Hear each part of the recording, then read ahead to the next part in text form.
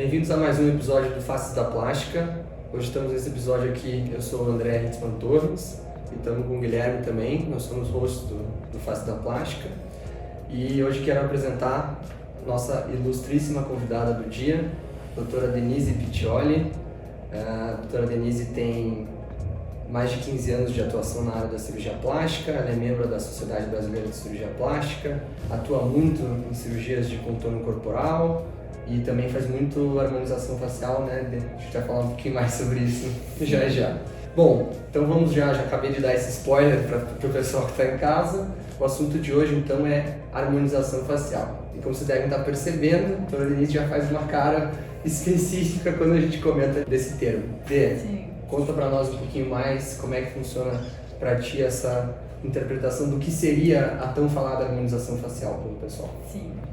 Então, primeiro, boa tarde. Estou muito feliz de participar aqui com vocês, né? Que eu já conheço há um tempo. Bom, primeiro que eu acho que a beleza é única, né? Então, essa questão da harmonização facial, o meu ponto de vista aí que é muito mais uma desarmonização facial, que as pessoas têm seguido receitas de bolo, né? Então, você vê hoje em dia, principalmente em rede social, as pessoas todas com a mesma cara. E isso é uma coisa que acaba descaracterizando a beleza que é única de cada pessoa. Então, esse termo de harmonização facial eu não concordo muito, porque fica muito pautado numa coisa só, num estereótipo de beleza, que não é o que eu penso em relação à beleza. Perfeito. Entrando um pouquinho mais detalhes, então, a respeito disso que tu comentou, de tentar identificar em cada um a sua beleza e realçar a sua beleza. Sim. Na tua prática, na tua visão, até que ponto tu responde a um desejo do paciente, do tipo, a pessoa chega e fala, eu quero fazer tal coisa, eu desejo tal resultado. Como é que normalmente se maneja isso com o paciente? Tenta desconstruir isso ou às vezes dá para realmente só suprir o desejo do paciente? Uhum. Primeiro que eu sempre falo para as minhas pacientes, a maioria dos meus pacientes é do sexo feminino, que nunca me pergunte o que deve ser feito, porque essa é a pior pergunta que pode ser feita para um cirurgião plástico, né? A gente vai falar um monte de coisas que podem ser feitas e hoje em dia a gente tem, tanto na área de tecnologia como de injetáveis, produtos maravilhosos. A pergunta sempre que eu faço é o que te incomoda? E aí eu sempre começo pela dor do paciente. Então essa é a principal pergunta, o que te incomoda, né? De regra, o paciente trata a primeira questão que incomoda e aí num segundo momento uma outra área começa a incomodar.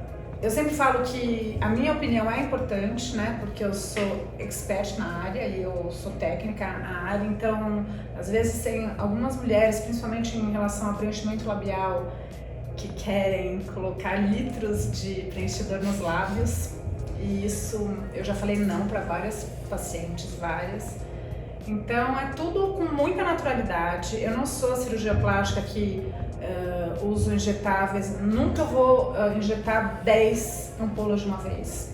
Eu prefiro segmentar o tratamento. Então faço geralmente o que a gente faz aqui na clínica é plano de tratamento. E a gente faz aos poucos mesmo. Então começando sempre pela dor do paciente. E através desse plano, você consegue desconstruir aquela crítica que o paciente ou aquela queixa que o paciente tem de, por exemplo, eu quero vir tratar o bigode chinês. Aí muitas vezes a gente sabe que para tratar o bigode chinês a gente tem que fazer realmente tratar desde a têmpora, vir para terço médio e com isso resolver a queixa real do paciente. Como assim você consegue desconstruir essa queixa específica dele e tratar esse plano de tratamento para ele? Até um tempo atrás, quando a gente tratava muito as depressões e as rugas dos pacientes, né? Hoje em dia a gente pensa muito mais na face como um todo. Então, eu sempre coloco para o paciente que muito mais do que tratar o bigode chinês, ele precisa mais do efeito lifting e do rejuvenescimento facial mesmo. Então, eu mostro, inclusive com fotos de outros pacientes, por onde começar, né? E aí eu também mostro o meu rosto, certo? Que eu tenho bastante preenchedor no rosto. Então, eu acho que, de uma forma geral, eu mostrando o meu rosto e também mostrando fotos de pacientes, eu realmente mostro que a gente, com muito critério, muito bom senso, a gente pode chegar a bons resultados, certo?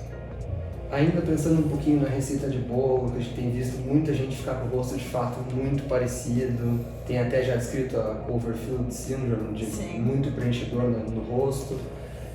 Muita gente acaba usando corretamente e alguns pacientes, principalmente leigos, acabam distorcendo um pouco isso. Sim. As proporções ideais que o pessoal comenta, proporções baseadas na proporção áurea, você acaba usando para a maioria dos pacientes, proporção de terços, de quintos da face, é muito específico isso. Como é que o pessoal, né, que tem interesse, que o nosso objetivo é tentar se aproximar dos pacientes aqui? Eu uso, mas também não uso. Eu acho que, na verdade, é muito mais um diagnóstico bem feito, né? Da gente observar a foto do paciente, observar principalmente na mímica facial, e isso eu pego muito, né? Eu converso muito com o paciente, observo muito como ele está falando, né? E eu sigo algumas questões em relação à proporção áurea, os números e tal, mas é muito mais o feeling e a sua experiência mesmo. Muito mais do que ficar pautada só em número. Então o olho treinado faz toda a diferença. O olho treinado faz toda a diferença. E também tem muitos dos pacientes chegarem também para você com fotos de amigos ou de pessoas famosas falando, quero ficar desse jeito, né? Aí eu acho que entra um pouquinho dessa receita de bolo, que todo mundo sai com a mesma cara dependendo do profissional que vai. Sim. Então acho que o tratamento individualizado para cada um, respeitando o limite também de cada paciente, as linhas, o que ele deseja, é fundamental, né? Sim. A gente tem realmente produtos incríveis hoje no mercado, né? Quando eu terminei minha residência de cirurgia plástica, a gente tinha muita formação cirúrgica, e hoje em dia a gente faz muita cosmetria, e os injetáveis vieram para ficar, graças a Deus, que nos ajudam muito, né? Mas sempre com muito, muito bom senso. Aproveitando e pegando um exemplo do que o Gui acabou de comentar aqui, das pessoas quererem se espelhar em outros, essas ondas dos famosos, a gente acaba vendo no consultório isso, né? Sim. Por exemplo, uma coisa que super foi procurado é o tal do famoso Fox Eyes. Sim. Como é que é a tua visão em relação a ele? Primeiro que a maioria das mulheres, principalmente, que fazem, eu acho um pouco forçado, né? Então, eu faço alguns tratamentos para rejuvenescimento periocular e de região temporal, mas sem excessos, né? Aquele olho puxado demais, assim, é uma coisa que acontece na adolescência só. Você já tem 30 anos, já vem que o olhar muda, né? Então, a gente tem que entender que envelhecer passa pela aceitação também, e isso é um trabalho, acima de tudo, de cabeça, né? Então, acho que, pelo menos a forma de eu trabalhar, eu quero, e também falo para as minhas pacientes, que eu quero que elas envelheçam bem, que elas tenham a melhor versão delas na idade delas, certo? Não dá para uma mulher de 42 anos ficar com o rosto de uma mulher de 18 anos, impossível. Com os melhores tratamentos não vai ficar, dá para ela ficar muito bem, rejuvenescer um pouco, mas não tem como ela ficar com 18 anos. E os Fox Eyes, de um modo geral, eu acho um pouco forçado demais, então eu não faço aquele fio de tracionando demais, eu não faço, porque eu não acredito muito naquilo, mas eu respeito quem faça também. Tem pessoas que têm resultados incríveis, né? De um modo geral, a região temporal eu trato com injetáveis e com Ultraformer, né? E às vezes faço algum procedimento cirúrgico também. Acho que muda também, às vezes as pessoas não sabem diferenciar, chamam tudo de Fox Eyes, né? Sim. Mas o reposicionamento do supercílio, a abertura do olhar, dá para ser atingido com outras maneiras que você acabou de comentar, né? Sim. E aprofundando um pouco o que você falou sobre o envelhecer bem, como você vê a cosmetria nesse auxílio do envelhecer bem do paciente? Toda vez que vem uma paciente procurando algum procedimento minimamente invasivo, eu começo a consulta com o estilo de vida, né? Porque a gente sabe que o estilo de vida impacta diretamente na forma que a pessoa vai envelhecer, né? Então eu pergunto tudo, se a pessoa faz atividade física, quanto a pessoa toma de sol, se a pessoa fuma, consumo de bebida alcoólica, consumo de açúcar, alimentação de modo geral. E a minha consulta de cosmiatria começa com estilo de vida sempre. E eu explico para a pessoa, e falo de estresse oxidativo, explico para a pessoa por que é importante essa parte. Não adianta nada vir aqui, investir um monte de dinheiro no rosto se a pessoa fuma um monte. Então, começa aí. Então, o estilo de vida é muito, muito importante para você envelhecer bem. E aí, no final, a gente vai focar na questão que a pessoa vai procurar. Mas eu começo sempre pelo estilo de vida. Né? Eu prego muito isso, e isso eu acho realmente que é o grande lance da cosmiatria. O estilo de vida saudável é o principal aliado da cosmiatria mesmo, né? Então é muito que eu prego e é o meu estilo de vida também, né? Vocês sabem disso. Quem segue a doutora Denise já sabe, mas ela usa muito, eu acho muito legal, ela usa muito o filtro do Instagram que está escrito foca na saúde, a estética vem de brinde, que é de uma amiga minha, a Aline, que é uma cirurgiã vascular, que é incrível também, tem um estilo de vida, e ela fala muito da medicina do estilo de vida, e eu acredito muito nisso mesmo, né? Acho que ela também tá muito bem, né? Tá super bem, tem 45 anos, sei lá, tá super bem. Acho que justamente envelhecer bem é isso, né? Você aliar todos esses fatores de uma dieta bem balanceada, exercício físico, que é fundamental. Sim. E claro, procurando aquilo que a gente está tendo um pouquinho de queixa, né? Que acaba com a idade, Sim. como você falou, não tem como a gente tá com 40 e poucos anos e tem que estar com uma carinha de 18. Sim, tem que estar com 42 com carinha de 42, né? Eu acho que... Eu quero estar com menos. Mas, passa pela aceitação também, é um trabalho de cabeça, não é fácil, Guilherme, não é fácil. Principalmente para as mulheres, não é fácil de envelhecer. Eu tenho pacientes que chegam aqui que não aceitam ter uma ruga. Paciente de 58, 60 anos que não quer ter uma ruga. E aí, você fez a toxina, tem meia ruga aqui, ela vem reclamando. E aí a gente tem, né, a papoterapia é muito importante na carreira de vocês. É muito importante. Aproveitando um pouco, quando você falou sobre a consulta em si, perguntando sobre estilo de vida, hábitos do dia a dia, tem alguma coisa que o paciente às vezes pode esconder ou deixar de falar para você que pode ter uma complicação no procedimento? Eu tive há um tempo atrás, né, uma pessoa até que tinha uma amizade, e eu tive uma pequena complicação que foi revertida, uma complicação de isquemia após um preenchedor, e era porque o paciente era usuário de cocaína, né? Então, hoje em dia na minha consulta eu sempre pergunto também uso de drogas, porque quem vê cara não vê, né? Muitas vezes você não sabe se a pessoa usa drogas ou não, mas eu sempre pergunto e eu sempre falo, aqui ninguém é polícia, é jogo da verdade, eu não tô aqui pra julgar ninguém, eu tô aqui pra te ajudar. Então, quanto mais verdadeiro você for comigo, melhor vai ser o seu tratamento e o seu resultado. Isso mostra, mais uma vez, a importância da visão como um todo da pessoa, né? Sim. Falando da parte do hábitos de vida, também perguntar ativamente algumas coisas, da tua experiência, você já sabe esses detalhes. Sim. E para daí chegar em cima num tratamento seguro e personalizado para a pessoa, Sim. né? Sim. Aproveitando esse lado da complicação, já comentou que até se a Lê já teve, né? Pois é. Nossa hora um dia vai chegar, Deus me livre, mas uma hora chega. Tem uma madeira pra gente bater aqui. Falando na complicação, a gente sabe que popularizou demais e até, usando um termo mais até prostituiu um pouco os profissionais e os lugares então aplicando e realizando procedimentos minimamente invasivos. Sim. Esse aumento, com certeza, para pessoas sem referência, como você que tem esse volume grande, acaba aumentando o número de complicações ou de rostos já muito mexidos que acabam chegando na tua mão, né? Você viu isso na tua prática mesmo? Muita gente que complicações, apesar de fazer muita cosmiatria, graças a Deus eu tenho pouquíssima complicação. Tive pouquíssimas na minha vida em relação à cosmiatria.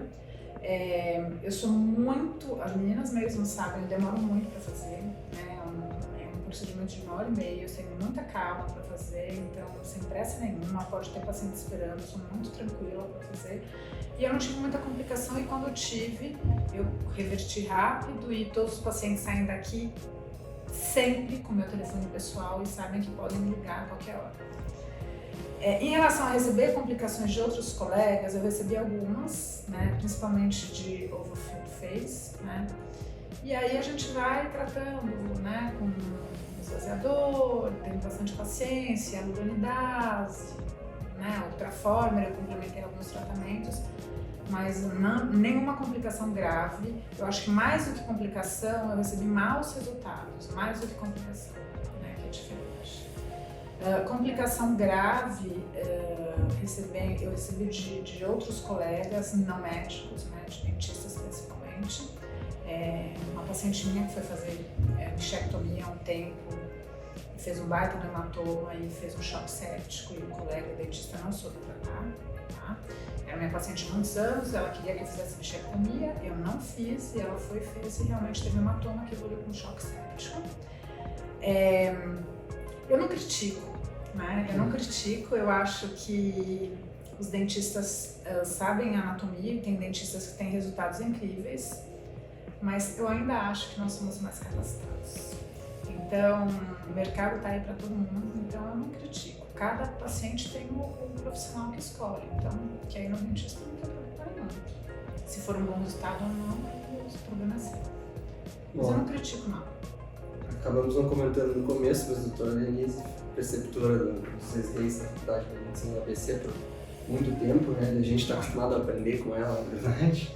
E a gente escuta isso muito, né? Comentando porque como a gente te conhece, o povo não te conhece, puxar algumas coisas que a gente se inspira, que é exemplo para nós. Mas é muito aquela coisa que você sempre comenta com a gente de saber o seu resultado, saber os seus limites e confiar no teu próprio trabalho, né? Então, que nem você comentou agora, um comentário super humilde, de o mercado tem para todo mundo, não está se comparando, por mais que a pessoa seja menos preparada ou... Enfim, não precisa entrar nesses detalhes, né? Você sabe o que você faz, assina embaixo e tá tudo certo. Sim.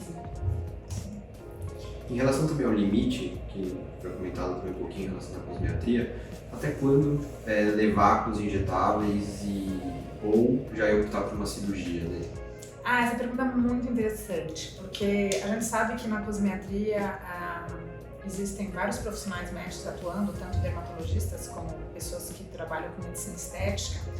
Eu acho que o cirurgião plástico tem uma visão mais ampla, né? Então eu vejo às vezes, não criticando, mas só agregando, eu vejo alguns colegas indicando cosmetria quando casos que já são cirúrgicos, né? Então acho que é interessante que o cirurgião plástico tenha a visão tanto da parte cirúrgica como não cirúrgica. A gente opera e a gente faz cosmetria.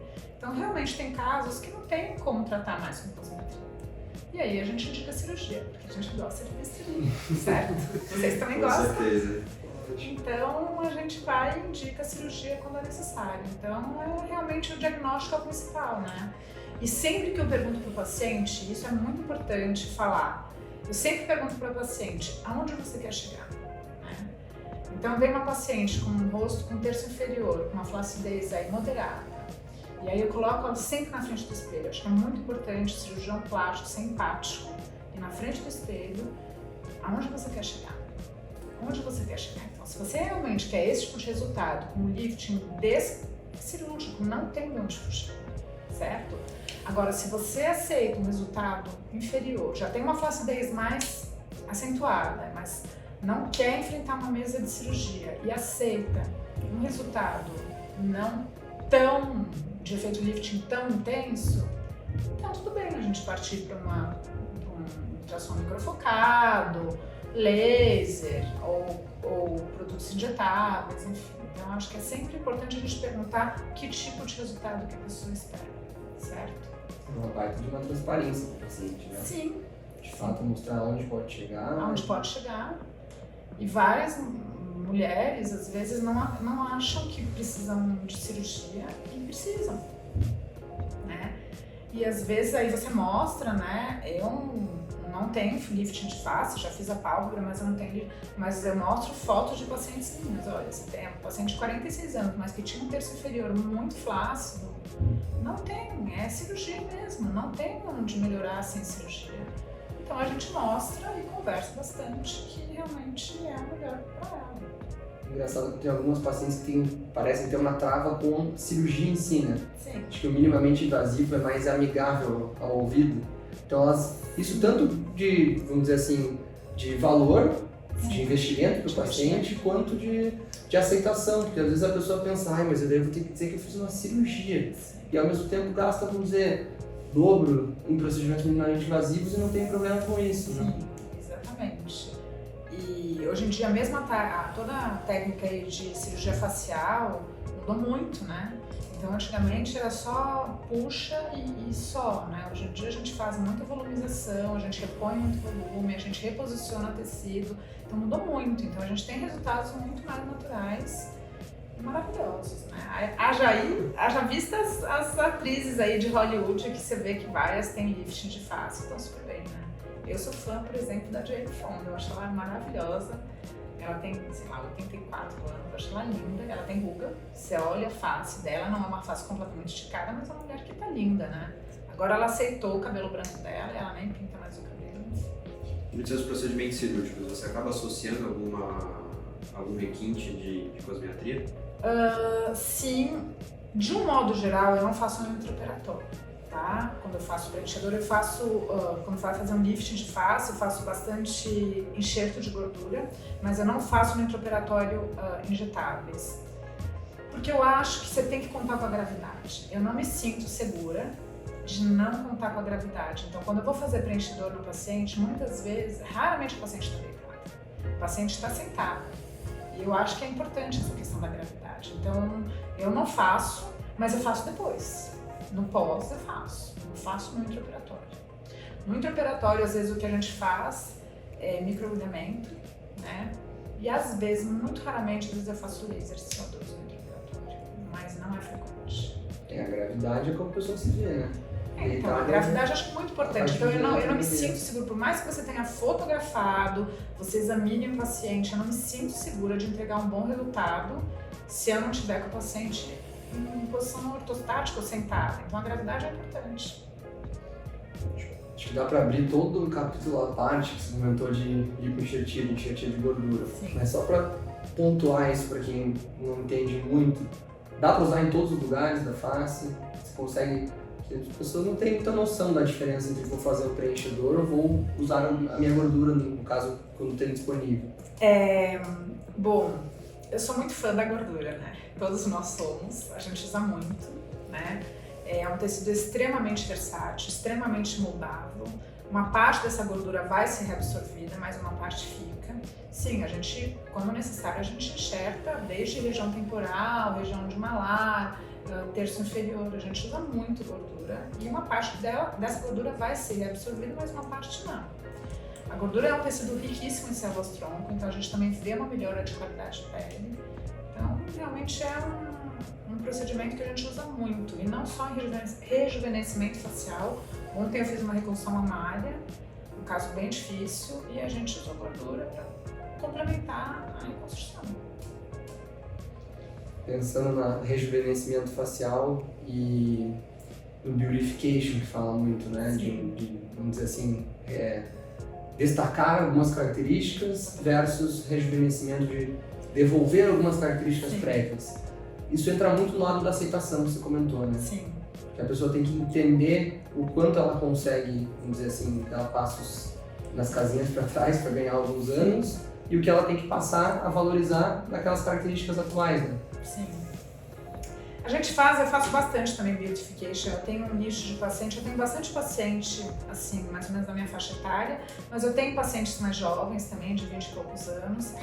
Eu faço, assim, até recentemente, 2 irmãs que vieram tinham uma face bem gordinha, então a queixa delas principal era a face gordinha, mas elas não entendiam como tratar essa face gordinha.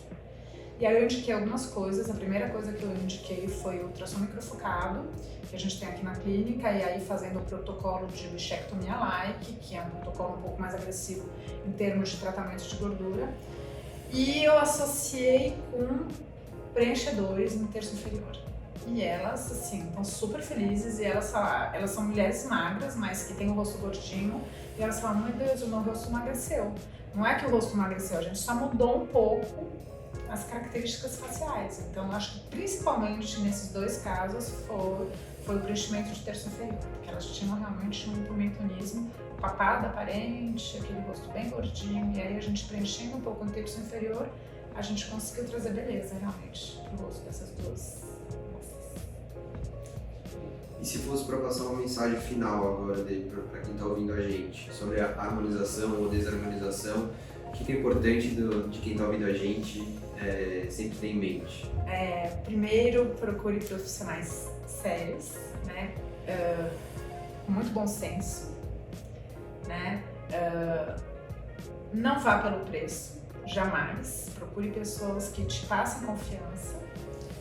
E segundo vai devagar, slow down, sempre, sem exagero.